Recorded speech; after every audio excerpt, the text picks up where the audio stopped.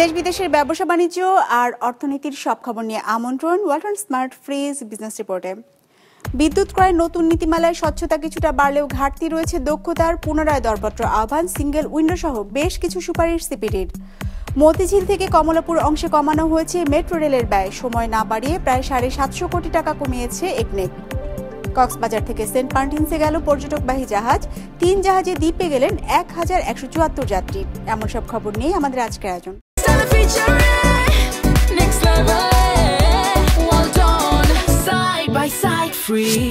বিদ্যুৎ ক্রয়ের নতুন নীতিমালায় কিছুটা নিশ্চিত হয়েছে জবাবদিহিতা, তবে দক্ষতার জায়গায় রয়েছে বড় ঘাটতি। রয়েছে দরপত্র আহ্বান প্রক্রিয়ার দুর্বলতাও, কমেছে বিদেশি বিনিয়োগ। এমন সব তথ্য উঠে এসেছে বিদ্যুৎ খাতের কেনাকাটায় পাবলিক প্রকিউরমেন্ট নীতি নিয়ে সিপিডির এক গবেষণায়। সমস্যা সমাধানে পুনরায় দরপত্র আহ্বান, সিঙ্গেল উইন্ডো সহ বেশ কিছু সুপারিশ তুলে ধরেছে সংস্থাটি।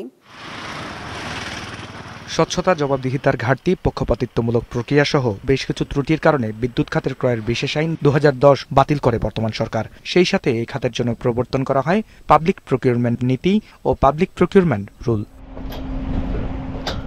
বিশেষ আইন বাতিলের ফলে সেই সময় বাতিল হয় 31টি নবায়নযোগ্য বিদ্যুৎ কেন্দ্রের প্রকল্প।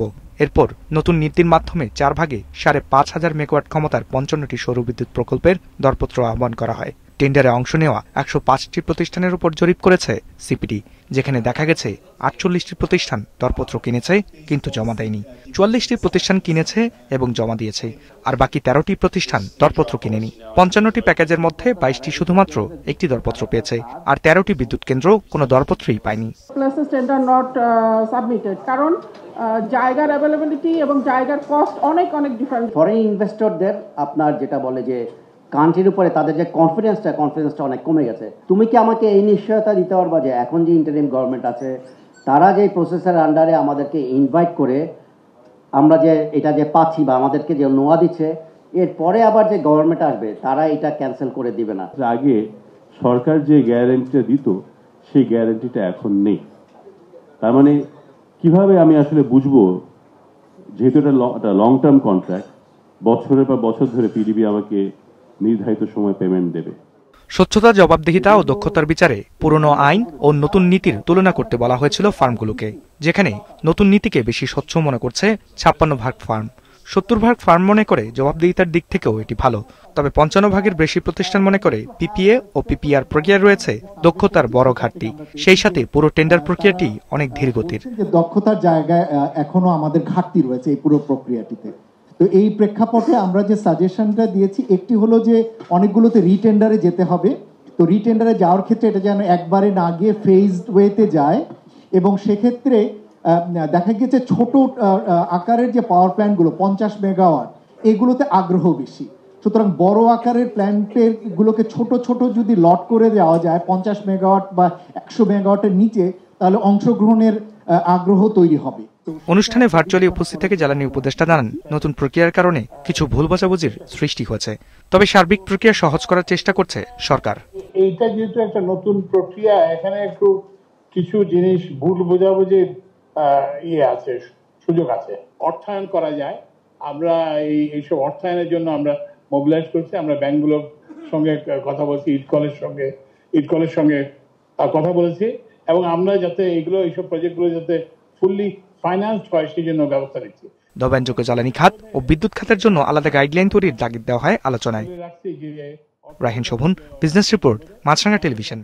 মেট্রো রেলের মতিঝিল থেকে কমলাপুর অংশে কমানো হয়েছে ব্যয়, কমেছে প্রায় 754 কোটি টাকা। সোমবার পরিকল্পনা মন্ত্রণালয়ের এনইসি সম্মেলন কক্ষে একনেক পরবর্তী সংবাদ সম্মেলনে এমন তথ্য জানান পরিকল্পনা উপদেষ্টা। এদিন একনেক সভায় মোট 17টি প্রকল্পের অনুমোদন দেওয়া হয়েছে, যার মধ্যে 12টি নতুন আর 5টি সংশোধিত প্রকল্প। দেশের বিভাগীয় শহরে যতটা স্বাস্থ্যসেবা মেলে, জেলা পর্যায়ে তা অনেকটাই কল্পনার মতো। স্বাস্থ্যসেবার ক্ষেত্রে পার্থক্য মোচনের চিন্তা থেকে মুন্সিগঞ্জ সহ দেশের বিভিন্ন জেলায় স্বাস্থ্য মান উন্নয়নের জন্য 3টি প্রকল্পের অনুমোদন দেওয়া হয়েছে অর্থ বছরের ষষ্ঠ একনেক সভায়, যেখানে একটি প্রকল্পের ব্যয় বাড়ানো হয়েছে 385 কোটি টাকা, আর বাকি 2টি প্রকল্প মিলিয়ে মোট বরাদ্দ দেওয়া হয়েছে 7,334 কোটি টাকার বেশি। সেবাদান কেন্দ্র উপজেলা পর্যায়ে বা গ্রাম পর্যায়ে স্বাস্থ্য কেন্দ্র বা জেলা পর্যায়ের স্বাস্থ্য সেবার মান অত্যন্ত খারাপ পর্যায়ে আছে। এখন যেহেতু নতুন করে পরিচালনা ব্যয় হিসাবে বাজেটের রেভিনিউ বাজেটে নেওয়া সময় লাগে, সময় সাপেক্ষ পথ সৃজন করতে হয় জনপ্রশাসনের বিষয়। সেই জন্য আমরা এগুলোকে আপাতত প্রকল্প হিসাবে নিয়ে নিচ্ছি। একনেক পরবর্তী সংবাদ সম্মেলনে পরিকল্পনা উপদেষ্টা বলেন, বর্তমান সরকারের কাছে সব সংস্কারের দাবি করা হচ্ছে, তবে অন্তর্বর্তী সরকার এত বেশি সংস্কার করেছে যে পরবর্তী নির্বাচিত সরকার তা হজম করতে পারবে কিনা তা নিয়ে সন্দেহ রয়েছে। অন্তর্বর্তী সরকার অনেক বেশি সংস্কার করে ফেলেছে এবং বেশি উচ্চাভিলাষী সংস্কার অনেকখানি করে ফেলেছি। নির্বাচিত সরকারের পক্ষে হজম করা বা সহ্য করা একটু কঠিন হতে পারে। এদিন প্রধান উপদেষ্টার সভাপতিত্বে অনুষ্ঠিত একনেক বৈঠকে মোট 17টি প্রকল্পের অনুমোদন দেওয়া হয়, যার ব্যয় ধরা হয়েছে 15,383 কোটি 51 লাখ টাকা। এর মধ্যে বৈষম্য বিরোধী ছাত্র আন্দোলনে কর্মক্ষমতা হারানো এবং শহীদ পরিবারের জন্য 2,105 কোটি 57 লাখ টাকা ব্যয়ে স্থায়ী আবাসনের জন্য 2টি প্রকল্পের অনুমোদন দেওয়া হয়েছে। এ সময় মতিঝিল থেকে কমলাপুর অংশে মেট্রো রেলের নির্মাণের সময় না বাড়িয়ে প্রকল্পের খরচ কমানো হয়েছে 754 কোটি টাকা। আগে তো খরচ হয়ে গেছে, এই বাকিটুকুর জন্য নেগোশিয়েট করে 700 কোটি টাকা কমিয়ে আনা হয়েছে, কিন্তু এটা শেষ হতে আরো 2 বছর কেন লাগবে, কারণ কাজ তো প্রায় শেষ। সেটা আমি জিজ্ঞাসা করাতে বলা হলো যে এটা যারা ঠিকাদার, বিদেশি ঠিকাদার, তাদের সাথে ওইভাবেই চুক্তি হয়েছে, 27 সালের শেষ পর্যন্ত চুক্তিতে আছে। কাজেই হয়তো আগেই শেষ হয়ে যাবে, কিন্তু চুক্তিটা তাদের ওই পর্যন্তই। সংবাদ সম্মেলনে যত্রতত্র সরকারি প্রকল্পের জন্য বিদেশি সহযোগী সংস্থার কাছ থেকে ঋণ নেওয়ার বিষয়টিকে সর্বনাশী নীতি হিসেবে আখ্যায়িত করেন উপদেষ্টা। রঞ্জিবুল মিজান, বিজনেস রিপোর্ট, মাছরাঙা টেলিভিশন। দীর্ঘ প্রতীক্ষার পর অবশেষে সোমবার কক্সবাজার থেকে পর্যটকদের নিয়ে সেন্ট মার্টিনসে গেল জাহাজ। সকাল 7টার পর শহরের বিআইডব্লিউটি ঘাট থেকে 1174 যাত্রী নিয়ে 3টি জাহাজ দ্বীপের উদ্দেশ্যে ছেড়ে যায়। সংশ্লিষ্টরা জানিয়েছেন, বন, পরিবেশ ও জলবায়ু পরিবর্তন মন্ত্রণালয় সহ সরকারের সব নির্দেশনা মানতে হবে পর্যটকদের। কক্সবাজার প্রতিনিধি সুনীল বড়ুয়া রিপোর্ট।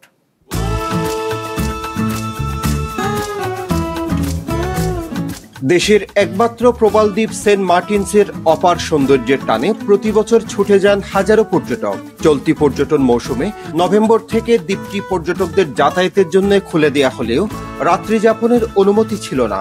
অবশেষে আজ থেকে 12 শর্তে এই সুযোগ পেল পর্যটকেরা। কক্সবাজার থেকে শুরু হয়েছে জাহাজ চলাচল।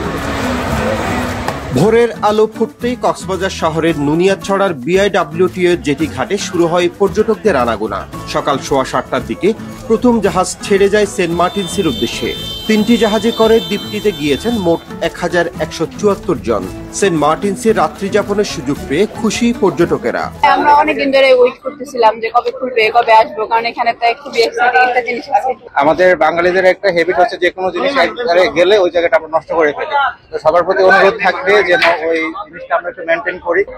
নতুন নিয়ম অনুযায়ী পর্যটকদের ট্যুরিজম বোর্ডের ব্যবস্থাপনায় চালু হওয়া অ্যাপের মাধ্যমে ট্রাভেল পাস নিতে হচ্ছে, পরে কিনতে হচ্ছে জাহাজের টিকিট। আমরা চেয়েছিলাম 2000 পর্যটক কলার পড়লেও অন্তত পক্ষে 5টি মাস যদি যাওয়ার সুযোগ করে দিত, সেক্ষেত্রে কিছুটা আমরা ঘুরে দাঁড়াতে পারতাম, বিশেষ করে সেন্ট মার্টিনবাসী। সেন্ট মার্টিনসগামী পর্যটকদের নিষিদ্ধ পলিথিন ও প্লাস্টিক পণ্য ব্যবহার নিরুৎসাহিত করতে পানি বহনে বিশেষ ধরনের ফ্লাক্স সরবরাহ করেছে পরিবেশ অধিদপ্তর। সেন্ট মার্টিন পরিবেশ অধিদপ্তর, জেলা প্রশাসন সকালে মিলে আমরা প্লাস্টিক পণ্য যেন বর্জন করে সে ব্যাপারে আমরা করতেছি এবং সেখানে যেন তারা মেনে চলে, সেই জন্য আমরা পর্যটকদের সচেতন করতেছি। পর্যটকদের নিরাপত্তার পাশাপাশি পরিবেশ রক্ষায় নির্দেশনা মানা হচ্ছে কিনা তা কঠোরভাবে তদারকি করছে টুরিস্ট পুলিশ। টুরিস্ট পুলিশ আমাদের এই ঘাটেও আছে এবং আমাদের জাহাজেও আছে, এবং টুরিস্ট পুলিশ কিন্তু ওই পারেও আছে, সেন্ট মার্টিন থাকবে একটা টিমও আছে। সম্পূর্ণ নিরাপত্তার চাদরে আমাদের পর্যটকরা আমরা ওখানকে ভ্রমণ করা নিশ্চিত করব। আজ থেকে আগামী মাস পর্যন্ত সেন্ট মার্টিনসে প্রতিদিন ভ্রমণ ও রাত যাপনের সুযোগ পাবেন 2000 পর্যটক। সুনীল বড়ুয়া, বিজনেস রিপোর্ট, মাছরাঙা টেলিভিশন। কেন প্রবেশ টিকিটের দাম বাড়ালো লুভর জাদুঘর কর্তৃপক্ষ, সে খবর জানাবো বিরতির পর।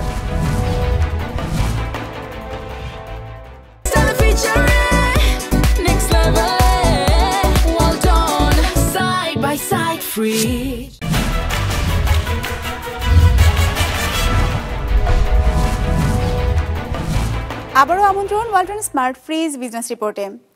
গাছের পাতা থেকে তেল তৈরি করে সাড়া ফেলেছেন রংপুরের এক তরুণ। তিনি সফল হয়ে অন্যদের জন্য তৈরি করেছেন উদাহরণ। রংপুর থেকে ফুয়াদ হাসানের তথ্য ছবিতে ডেস্ক রিপোর্ট। বাগানে সারি সারি গাছ, আর সেই গাছের পাতা থেকে সরাসরি বের করা হয় তেল। সেই তেল দিয়ে তৈরি হয় নানা প্রসাধনী। অস্ট্রেলিয়ান জাতের টি ট্রি গাছ, যার পাতার তেল ব্যবহার হয় প্রসাধনী ও ওষুধের উপকরণ হিসেবে। এই গাছের পাতা থেকে তেল বের করার উদ্যোগ স্বল্প পরিসরে শুরু করলেও ব্যাপক চাষাবাদের মাধ্যমে বৈদেশিক আয়সহ আমদানি নির্ভরতা কমাতে চান এর উদ্যোক্তা। রংপুরের তরুণ কৃষি উদ্যোক্তা আসাদুজ্জামান আরিফ। তিনি পেশায় একজন ইঞ্জিনিয়ার ও চাকরিজীবী হলেও বিদেশি বন্ধুর অনুপ্রেরণায় ও বিশ্বে চাহিদা সম্পন্ন টি ট্রি গাছ রোপণে আগ্রহী হন। শুরুতে এর চারা পাওয়া ও প্রতিবন্ধকতা থাকলেও তা পিছনে ফেলে চেষ্টা চালিয়ে যান তিনি, আর তার এই চেষ্টা এখন সফল প্রায়।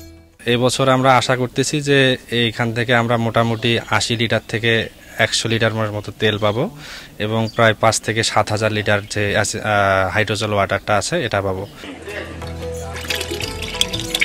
তবে তার এই যাত্রাটা সহজ ছিল না।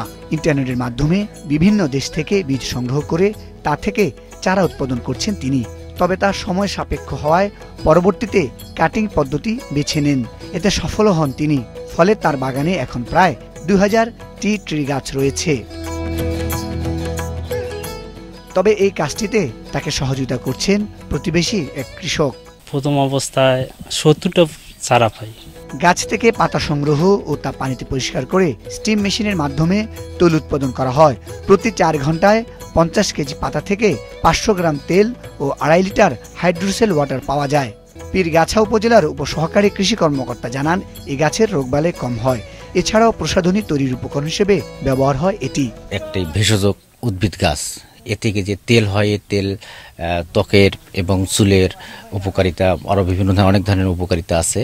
রংপুরের পীরগাছার ইটাকুমারী ইউনিয়নের নরসিন গ্রামে 1 একর জমি লিজ নিয়ে আরিফ গড়ে তোলেন এই টি ট্রি গাছের বাগান, যেখান থেকে প্রতিদিন উৎপাদন হচ্ছে পাতা থেকে তেল। স্থানীয় ও বৈদেশিক চাহিদার কারণে এর আরো প্রসারের উদ্যোগ রয়েছে তার। মুজাহিদ সাকিব, বিজনেস রিপোর্ট, মাছরাঙ্গা টেলিভিশন।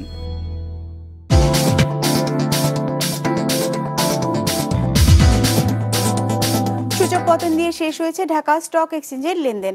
সার্বিক সূচক ডিএসসি এক্স 64 পয়েন্ট কমে দাঁড়িয়েছে 4914-তে। বেচা কেনা হয়েছে 415 কোটি টাকার। লেনদেনে অংশ নেওয়া প্রতিষ্ঠানগুলোর মধ্যে দর বেড়েছে 38টির, কমেছে 322টির, আর অপরিবর্তিত আছে 28টির দর। এবার বাজেট নিয়ে বিশ্লেষণ শুনব ইনভেস্ট ইট অ্যাসেট ম্যানেজমেন্ট লিমিটেডের। আজ দর বৃদ্ধির বিপরীতে দর হ্রাসের কোম্পানির সংখ্যা প্রায় 8.5 গুণের মতো ছিল। আজ প্রায় সব সেক্টরের শেয়ারেরই দর হ্রাস পেয়েছে। মার্কেট টার্নওভার আজ গত কার্যদিবসের তুলনায় 15.6% হ্রাস পেয়েছে। টার্নওভারের দিক থেকে আজ টেক্সটাইল সেক্টর শীর্ষস্থানে ছিল। এরপরেই ছিল ইঞ্জিনিয়ারিং সেক্টর এবং fuel and power sector. Syntax industries আজ টার্নওভারের দিক থেকে শীর্ষ শেয়ার ছিল। আজ সর্বোচ্চ 10% দর বৃদ্ধি পেয়েছে Khulna printing and packaging limited, যেখানে সর্বোচ্চ দর হ্রাস পেয়েছে first finance and investment limited. প্যারিসের বিশ্বখ্যাত লুভর জাদুঘরের প্রবেশ মূল্য উল্লেখযোগ্য হারে বাড়ছে। ইউরোপের বাইরের দর্শনার্থীদের জন্য টিকিটের দাম 45% বাড়ানোর সিদ্ধান্ত নিয়েছে কর্তৃপক্ষ। জাদুঘরের অবকাঠামো উন্নয়ন ও নিরাপত্তা জোরদার করতে অতিরিক্ত আয়ের প্রয়োজন থেকে এমন সিদ্ধান্ত। ডেস্ক রিপোর্টে বিস্তারিত।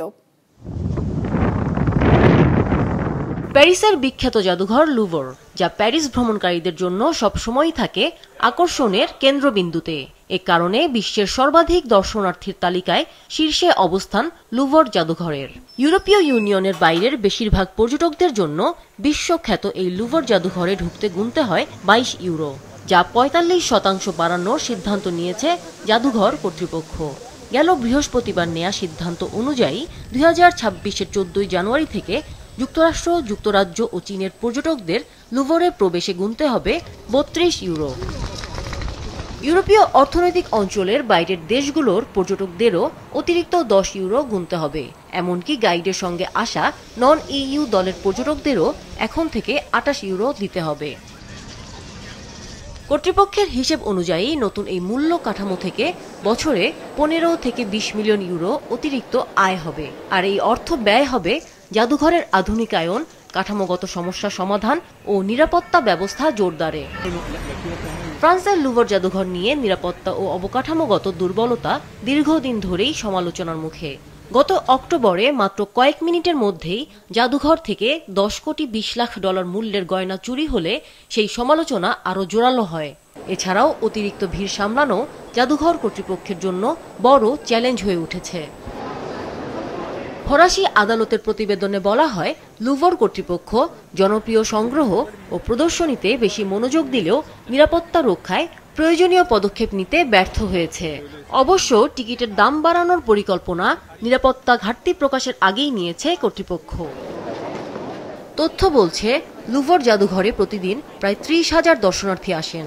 এসব দর্শনার্থীর বেশিরভাগই লিওনার্দো দা ভিঞ্চির আঁকা বিখ্যাত মোনালিসা দেখতেই ভিড় করেন।